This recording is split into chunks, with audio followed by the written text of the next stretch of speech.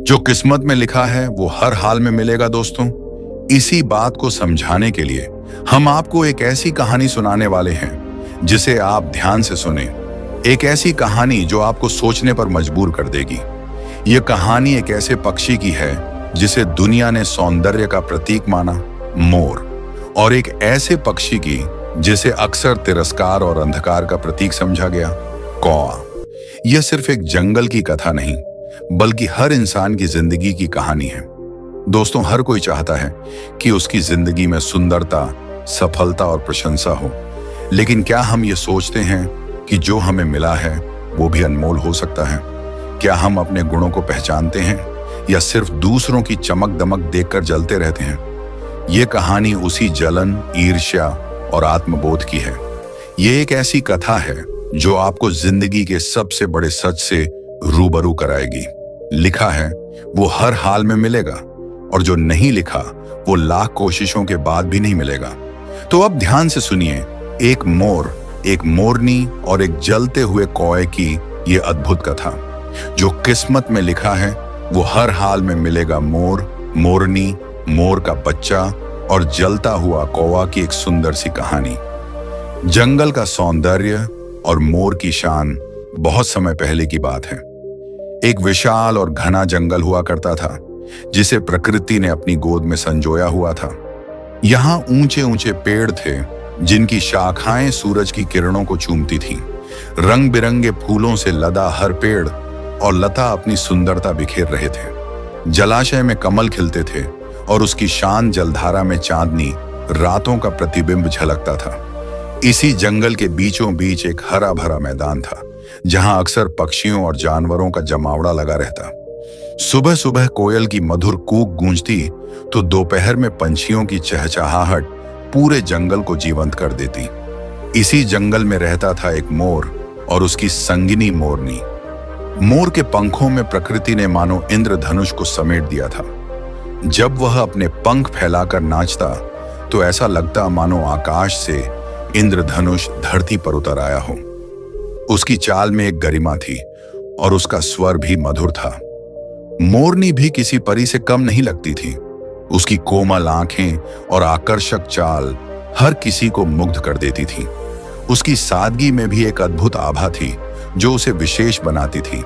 जंगल के अन्य पक्षी मोर की सुंदरता और मोरनी की शालीनता की प्रशंसा करते नहीं थकते थे। जब भी बारिश होती, मोर अपने पंख फैलाकर नाचने लगता और हर कोई उसकी ओर खींचा चला आता। उसकी हर अदा पर जंगल झूम उठता था। दोस्तों, वहीं उसी जंगल में एक कौवा भी रहता था। वह सामान्य कौवों की तरह काले पंखों वाला, कर्कश आवाज वाला और साधारण दिखने वाला था। कौवे को अपनी काली देह और कठोर आवाज पर हमेशा शर्म महसूस होती थी।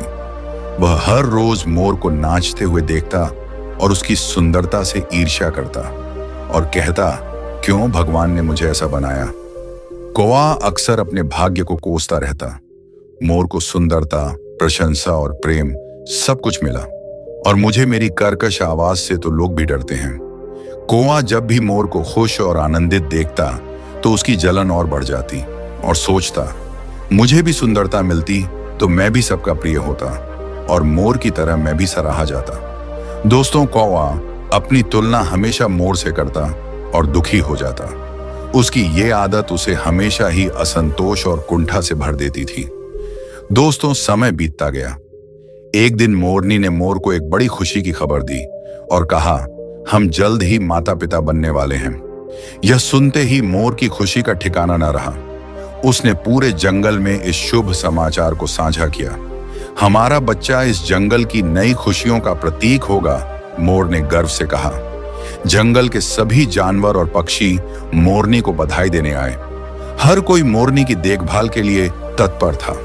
मोर भी मोरनी का पूरा ध्यान रखता और उसके लिए हर रोज मीठे फल और साफ पानी लाता।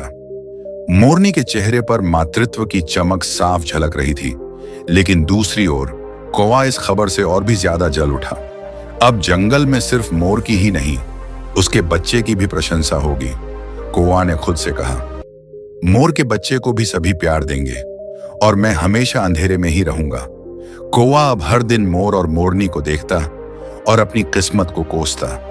उसकी ईर्ष्या की आग बुझने का नाम नहीं ले रही थी। दोस्तों, कौवा अब मोर और मोरनी को दुखी करने की योजना बनाने लगा। अगर मोर के अंडों को नुकसान पहुंचा दूं तो उसकी खुशी हमेशा के लिए मिट जाएगी, कौवा ने सोचा। लेकिन वह जानता था कि अगर उसकी साजिश पकड़ी गई तो पूरे जंगल में उसकी निंदा होगी। फिर भी उसकी ईर्ष्या इतनी बढ़ चुकी थी कि उसने सोच लिया कि मुझे कुछ भी करना पड़े, लेकिन मोर की खुशी को छीन लूंगा। कौवा अब सही समय की प्रतीक्षा करने लगा। दोस्तों, मोर और मोरनी के जीवन में अब एक नई जिम्मेदारी आ चुकी थी। मोरनी ने एक सुरक्षित स्थान पर घोंसला बनाया था। वह दिन भर अपने अंडों की देखभाल करती और मोर भी उसकी सहायता करता। हमारा बच्चा जल्द ही इस दुनिया में आएगा, मोर ने कहा। उसकी आंखों में उत्साह साफ झलक रहा था। मोरनी ने मुस्कुराते हुए कहा, मुझे यकीन है कि वह हमारी तरह ही सुंदर होगा। जंगल के अन्य पक्षी भी इस खुशी में शामिल थे। तोता, मैना, कोयल और हंस सभी मोरनी की देखभाल में मदद करने को तैयार थे। जंगल में एक उत्सव जैसा माहौल था, लेकिन इन सब के बीच कौवा पेड़ की ऊंची शाखा पर बैठा यह सब देख रहा था। उसका दिल जलन और द्वेष से भरा हुआ था। मोर के बच्चे को देखकर पूरा जंगल उसकी तारीफ करेगा। क्या कोई कभी मेरी तरफ देखेगा? कौवे ने खुद से कहा। नहीं, मैं ऐसा नहीं होने दूंगा। कौवे ने अब एक योजना बनाई। वह हर रोज मोर और मोरनी के घोंसले के आसपास मंडराने लगा, ये देखने के लिए कि कब वह मौका पा सके। दोस्तों, एक दिन मोर कुछ समय के लिए जंगल के किनारे स्थित तालाब पर पानी पीने गया। मोरनी अपने अंडों की सुरक्षा में लगी हुई थी, लेकिन उसी समय कौवा उसकी गतिविधियों पर नजर रख रहा था। यही सही मौका है, कौवे ने मन ही मन सोचा। कौवा चुपके से पेड़ की एक शाखा से नीचे उतरा और धीरे धीरे मोरनी के घोंसले की ओर बढ़ने लगा। लेकिन तभी पास की झाड़ी में बैठी एक गिलहरी ने उसे देख लिया। गिलहरी को कौवे की हरकतों पर शक हुआ। उसने सोचा, यह कौवा कुछ गलत करने की फिराक में है। गिलहरी ने तुरंत अपनी तेज आवाज में चिल्लाना शुरू कर दिया, सावधान सावधान, कौवा घोंसले के पास है। मोरनी चौकन्नी हो गई और अपने पंख फैलाकर अंडों की सुरक्षा करने लगी। उसकी आंखों में अब ममता और साहस दोनों थे। कौवे, तुम क्या कर रहे हो? मोरनी ने खड़ी आवाज में पूछा। कौवा सक पका गया और जल्दी से उड़कर पेड़ की ऊंचाई पर जा बैठा। उसकी पहली साजिश असफल हो गई। दोस्तों, लेकिन कौवा इतनी जल्दी हार मानने वाला नहीं था। उसकी जलन और द्वेष उसे लगातार बेचैन कर रहे थे। कौवे ने सोचा, मुझे और चालाकी से काम लेना होगा। इस बार उसने अपनी चाल को और भी शातिर बना दिया। उसने जंगल में एक अफवाह फैला दी कि मोर के अंडों पर बुरी नजर है, कुछ बड़ी अनहोनी होने वाली है। धीरे धीरे यह बात जंगल के अन्य पक्षियों तक पहुंच गई और मोर और मोरनी भी इस अफवाह से परेशान हो गए। क्या हमारा बच्चा सच में किसी खतरे में है? मोरनी ने चिंतित होकर पूछा। नहीं, हम इसकी पूरी रक्षा करेंगे, मोर ने दृढ़ता से कहा। लेकिन कौवा यह देखकर खुश हो रहा था कि उसकी चाल काम कर रही है। कई दिनों तक मोरनी ने बिना रुके अपने अंडों की देखभाल की। मोर ने भी पूरी सतर्कता बरती। इधर कौवा अब भी सही मौके की तलाश में था। तभी एक दिन जब कौवा अपनी योजना को अंतिम रूप देने जा रहा था, आकाश में एक अद्भुत प्रकाश फैला। भगवान ने कौवे की साजिशों को देख लिया था और अब उसे सबक सिखाने का निश्चय किया। भगवान की दिव्य आवाज गूंज उठी, हे कौवे, तुम दूसरों की खुशी देखकर क्यों जलते हो? तुमने कभी अपनी विशेषताओं को पहचाना ही नहीं। कौवा स्तब्ध रह गया। तुम्हारी कर्कश आवाज दूसरों को सावधान करने में मदद करती है। तुम आसमान की ऊंचाइयों तक उड़ सकते हो, जो मोर कभी नहीं कर सकता। फिर भी तुमने अपनी तुलना हमेशा उसकी सुंदरता से की। कौवा भगवान के सामने सिर झुकाकर खड़ा हो गया। मुझे क्षमा करें प्रभु, मैंने अपनी काबिलियत को कभी नहीं पहचाना। अब मुझे समझ आया कि जो किस्मत में लिखा है वही हमारे लिए सबसे उचित है। भगवान ने उसे आशीर्वाद दिया और कहा, हर जीव की अपनी अलग विशेषता होती है। अगर तुम अपनी पहचान को स्वीकार करोगे तो सच्चा सुख पाओगे। कुछ समय बाद मोरनी के अंडे फूटे और उनमें से एक नन्हा मोर बाहर निकला। उसका रंग नीला हरा था और उसकी छोटी छोटी पंखुड़ियां चमक रही थीं। जंगल में चारों ओर खुशियां मनाई जाने लगी। मोर और मोरनी ने अपने बच्चे को प्रेम से निहारा। ये तो बिल्कुल तुम्हारे जैसा है, मोरनी ने कहा। कौवा भी यह दृश्य देख रहा था, लेकिन इस बार उसकी आंखों में जलन नहीं थी, बल्कि आत्म स्वीकृति और संतोष था। मुझे अब समझ आ गया है कि हर किसी का अपना स्थान होता है, कौवा ने सोचा। दोस्तों, हर जीव अपनी विशेषताओं के साथ अनोखा है। ईर्ष्या केवल दुख लाती है, जबकि संतोष से मन को शांति मिलती है। अपनी पहचान को स्वीकार करना आत्मसंतोष की कुंजी है। जो किस्मत में लिखा है वही हर हाल में मिलेगा। और इस प्रकार जंगल में फिर से शांति और आनंद लौट आया। मोर, मोरनी और उनका नन्हा मोर खुशी खुशी रहने लगे, और कौवा भी अब संतुष्ट होकर अपने जीवन का आनंद उठाने लगा।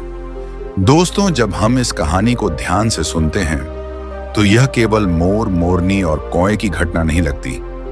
ये हमारी अपनी जिंदगी की तस्वीर है। कितनी बार ऐसा होता है कि हम दूसरों की चमक दमक देखकर जलने लगते हैं। हम अपनी खूबियों को भूलकर दूसरों की सफलता से अपनी तुलना करने लगते हैं।